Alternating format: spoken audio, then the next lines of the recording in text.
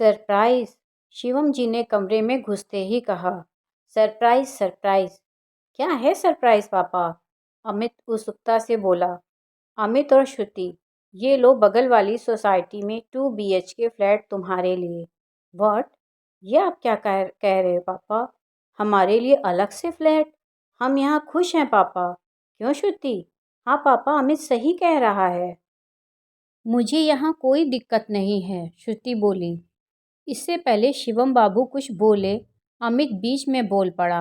पापा, हर माँ बाप चाहते हैं कि उनके बच्चे उनके साथ रहें, तो आपकी अलग फ्लैट वाली बात समझ नहीं आई।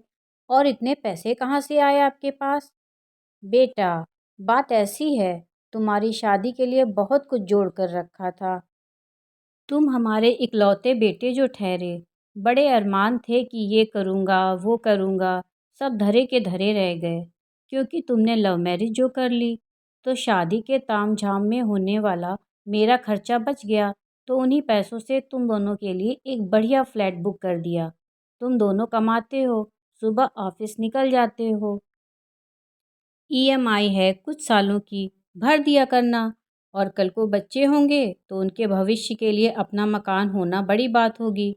लो संभालो फ्लैट के पेपर, कहकर शिवम बाबू ने पेपर्स अमित और श्रुति को दे दिए। आखिर दोनों ने पहले तो नानुकुर की, मगर जब शिवम बाबू अपनी जिद पर अड़े रहे तो अलग फ्लैट में रहने के लिए राजी हो गए और अपना सारा सामान लेकर बगल वाली सोसाइटी में शिफ्ट हो गए। उसी रात उनकी पत्नी शोभा ने उनसे कहा, एक बात पूछूं आपसे? हाँ पूछो ना शोभा। ये अलग फ्लैट दिलाने की मेरा मतलब है कि आपको तो अमित की पसंद भी स्वीकार थी। फिर श्रुति को अपने से दूर करने की बात मुझे कुछ अटपटी सी लगी। क्या शोभा, अटपटी सी बात ज़रूर है, मगर बात बहुत गहरी है। जानती हो शोभा, बचपन से तुमने अमित की हर इच्छाओं को, गैर ज़रूरी इच्छाओं को हर बार पूरा किया है, मेरे मना करने के बावजूद भी। इस वजह से वो थोड़ा ज़िद्दी और अड़ियल सा हो गया था। अपनी मनमर्जी करना, यहाँ तक कि हमसे बिना पूछे, हमारे बिना देखे, बिना सलाह लिए एक अलग समाज की लड़की से गुपचुप शादी तक कर ली। बच्चे बड़े होकर अपनी ज़िंदगी के फैसले खुद कर लेते हैं, ठीक है, लेकिन क्या हम दोनों उनके दुश्मन थे, जो हमें बताना भी उचित नहीं समझा? खैर, मैं ये भी उसका बचपना समझकर चुप कर गया। बहू को पूरे मन से स्वीकार कर लिया, बेटी की तरह मान दिया। मगर उसने यहाँ आकर हमें अपनाया? नहीं अपनाया, बल्कि वो तुम्हें और मुझे एक नौकर समझने लगी। खुद से कभी चाय बनाकर नहीं पिलाई। ऑफिस जाते समय, मम्मी आज राजमा चावल, आलू गोभी, कभी ये कभी वो। और वो नालायक अमित, उसे भी शायद हम दोनों नौकर ही लगने लगे थे। मुझे तो आदत है सामान वगैरह बाहर से लेकर आने की, मगर अब हम बुढ़ापे की ओर जा रहे हैं शोभा, और बुढ़ापे में हर माँ बाप अपने बेटे बहुओं से उम्मीद करते हैं कि वो भी उनके लिए जिएं, उनके साथ जिएं। पर यहाँ तो तुम्हारे साथ ज़रा सा नमक तेज़ होने पर बदतमीज़ी होने लगी थी। उस दिन टीवी देखते हुए अचानक टीवी बंद कर दिया था, बिजली का बिल बढ़ जाएगा कहकर। अरे, अपने घर में अपने टीवी पर अपना मनपसंद प्रोग्राम नहीं देख सकते क्या? मुझे तुम्हारे लिए बहुत बुरा लगा था।